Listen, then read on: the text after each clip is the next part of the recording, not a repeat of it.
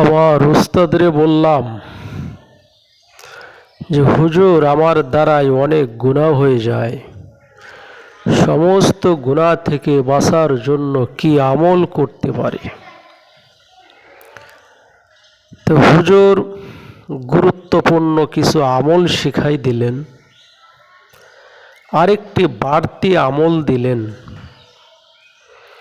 যে খায়রুল, আমরা তো আসলে ফেরেশতা না, আমাদের চলতে ফিরতে উঠতে বসতে অনেক ধরনের গুনাহ হয়ে যায়, ইচ্ছায় অনিচ্ছায়, নয়নে শয়নে স্বপনে অনেক গুনাহ হয়ে যায়।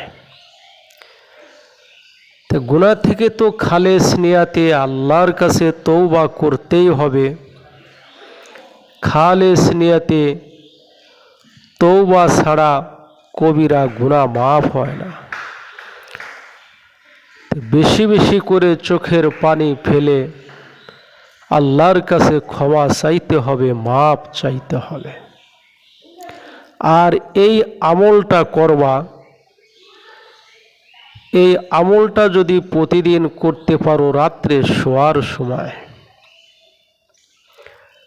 রাত্রে যখন শোবা,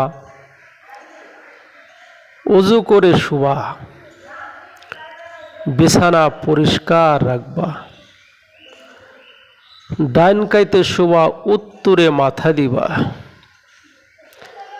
আর শোয়ার সময় ছোট্ট এক কথার একটি আমল, আল্লাহ পাক রাব্বুল আলামিনের একটি গুণবাচক নাম আছে, নামটি হলো ইয়া সাত্তারু। ইয়া সাত্তারু, আল্লাহ পাকের নামগুলো নিতে যে কত মজা লাগে, কত ভালো লাগে। আল্লাহ পাক রাব্বুল আলামিনের নামের ভিতরে যে কত মধু আমরা জানি না। যখন জিকির করা হয় কত মধুর লাগে, কত ভালো লাগে, চমৎকার লাগে। তে আমরা সকলে এই আমলটি করব রাত্রে শোয়ার সময়। যখন আমরা রাতে শুতে যাব, শোয়ার সময় পড়ব ইয়া সাত্তারু, ইয়া সাত্তারু, ইয়া সাত্তারু। এই নামটা 100 বার পড়ে যদি রাত্রে ঘুমানো যায়, আল্লাহ পাক রাব্বুল আলামিন কঠিন হাসরের দিনে, কঠিন বিচারের দিনে,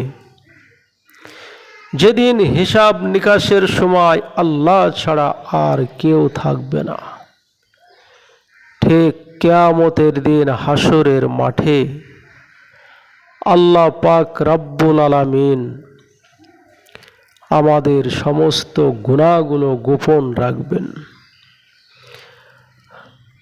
আমরা যদি এই চিন্তা করি আল্লাহ তো গুনাহ গোপনই রাখবে, আমরা গুনাহ করতেই থাকব। আল্লাহ বলেন ওয়া মাকারু মাকারাল্লাহু আল্লাহু খায়রুল মাকিরিন। তোমরা চক্রান্ত করবা, কৌশল করবা, তোমাদের চাইতে আমার কৌশল উত্তম। এই জন্য ভাই, আমরা সেই কৌশল করব না, চক্রান্ত করব না। আমরা গুনাহ থেকে বাঁচব, সমস্ত গুনাহ থেকে ফিরে আসব, আর অনিচ্ছায় যে সমস্ত গুনাহগুলো হয়ে গেছে আল্লাহর কাছে মাপ চাবো।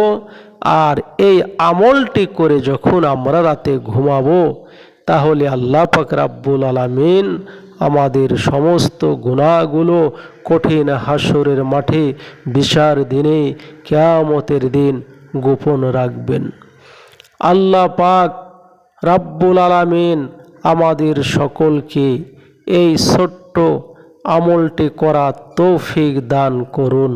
ওমা আলাইনা ইল্লাল বালাগ।